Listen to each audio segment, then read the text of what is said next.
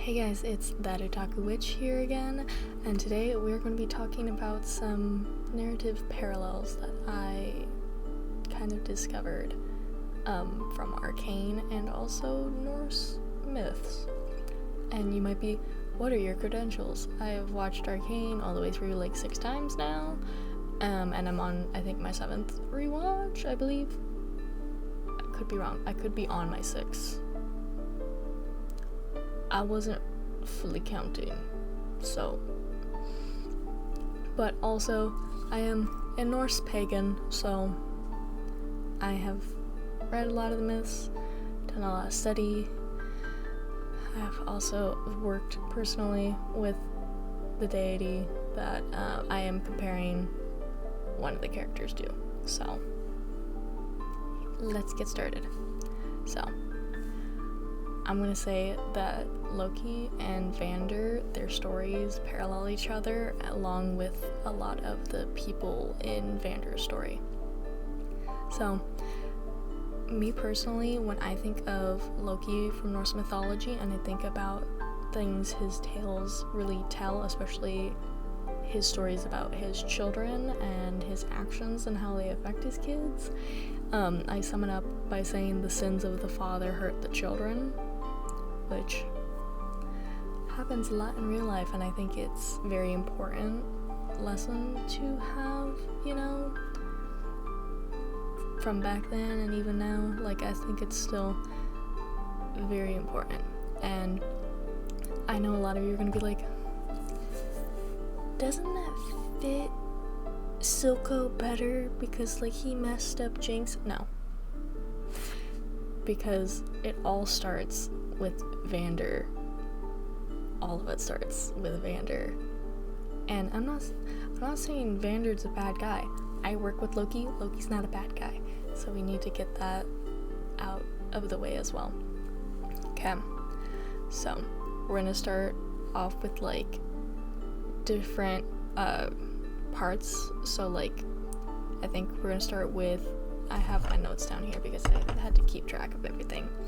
But I have all of the kids and like all the people in his life and how they relate to either his, like Loki's children or different gods in Norse myths and how they relate to Loki. So I will go through it. First off, we're starting with Vi. Vi, I believe, is representative of Fenrir. So she tends to have her voice taken from her, but she is also considered one of the scariest of, her siblings, and Fenrir is considered one of the scariest of all of Loki's children, besides Jormungandr. So, But you might not know, in the myth of Fenrir, when he is bound after, being tricked by the other gods, he literally has a sword stabbed through his mouth and chains wrapped around his, muzzle to keep him from eating. Yeah, Norse mythology is,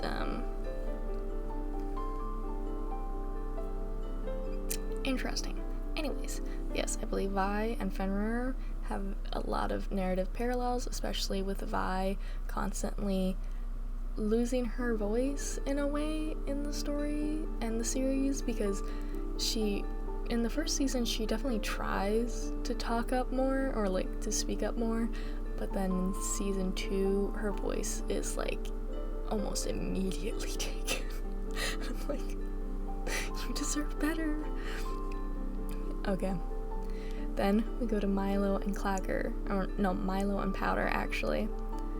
I believe they represent Vali and Narfi. Powder and Milo will always have each other's blood on their hands. They were at odds due to the failings of their father. Vander never once stepped in to defend Powder and tell Milo to knock it off, and never made Milo feel that he wasn't, also loved, because I love Vander, but he definitely favorited the girls over the boys. obviously he loved his sons, but he definitely favorited the girls because those were Felicia's kids. You know. But if you don't know, Vali and Narfi are Loki and Sigyn's children, and they are 2 little boys, and basically the story was after Loki makes a spear out of mistletoe and then gives it to the blind god Hodir to throw at Balder. He's the god of like peace and light and stuff like that. So it kills him, and then the gods obviously are angry because that's Odin and Frigg's son. So they turn they turn Narfi into a wolf, and then Narfi rips apart Vali, and then Vali's entrails are then used to bind Vander or Loki to a rock, and then there's a snake above it that drips venom down. Norse mythology is nasty, but it's to teach lessons. And I think the death of, your children really haunts and weighs you down and literally binds you. So I think that is a very prevalent theme, especially in Arcane. And I feel like in season 2 they should have went more into Vander thinking about his boys, but whatever. Okay. So then we have Claggor. Okay. I believe he is a representative of Sleipnir. Okay.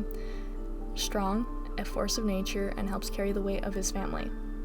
He's constantly looking after all of them, but he protects Powder and Milo and Vi. He's the only one who also protects Vi, in my opinion, because the rest of them, they think that she can handle herself, but he, in that one fight, after they kind of got jumped, he was also protecting her, and he's kind of like the grounding force of that group. So I think he's the one, because he's also the one that helps them flee by hitting the lights and then letting the 2 younger ones, Milo and Powder, run first, and he also sticks a little behind to make sure they all get up the ladder. I think he definitely fits that, that little representation of Sleipnir. He fits it very well, in my opinion. Then we have Jinx, and I know I already said Powder, but Jinx, they're the same, but also separated, obviously, because different archetypes. But I believe Jinx also represents Jormungandr, and I wrote this little thing. In the hunger for more, it will be the death of her, or in the hunger for more, it will lead her to devour herself. And we see Jinx is very self-destructive, and she constantly wants to be loved, and she wants more love and more love and more love, but she doesn't really know how to have healthy love, how to let others love other people as well. She has a lot of different issues, and it does eventually lead her to self-destructing a little bit. So I thought that was very, very on brand, okay? And then we have Milo and Claggor, okay? And together, I think they also represent hell. They will forever be half dead and half alive as long as Jinx's guilt keeps them in limbo. And I wrote that and I was like, that's a pretty good line. But yeah, I think the fact that, one, Milo's face also in Jinx's hallucinations look like dead, while Claggor's just looks like kind of asleep, is also symbolic of Hell's half skeleton and half like normal face. So yeah, I thought that was also just a very interesting thing. So then we have Silco. And I know I'm not a kid, but I believe that in this little instant of us using Arcane characters to represent Norse mythology, I believe he represents Hodir. Okay, Vander led Silco astray. Silco is blind, kind of blind in one eye, okay? But Vander's the one who I believe started the protests on the bridge, and also is kind of the main leader of like the whole nation of Zaun at first, and then Silco takes over later on because Vander becomes complacent.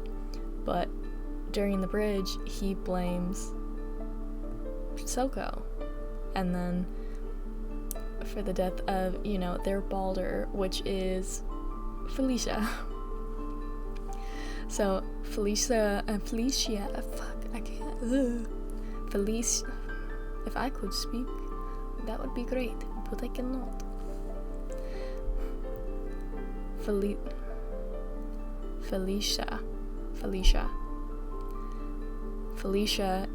as Balder, okay? So Felicia was their light and representative of goodness and peace. Vander's leadership and Silco's misguidance led to her death. And also the death of her husband, but no one talks about Connell. Connell? I think it's Connell. I don't even remember his name. I just remember he's kind of bald. But, yeah. I thought these fit a little too well. Yeah. Let's not even talk about season 2 and the whole, like, wolf motif, and then, like, him, like, literally kind of being part of the end of days. That's a whole nother thing. But yeah, I thought that was pretty interesting, and I thought of that at like 2 a.m. like 2 months ago, and it still is just in my head. I made a TikTok about it, but I wanted to break it down a little bit for YouTube, so here we are. Anyways, leave a like, subscribe, tell me what you thought of this. It's not a theory, but the narrative parallels, if you see them, if you don't, let me know.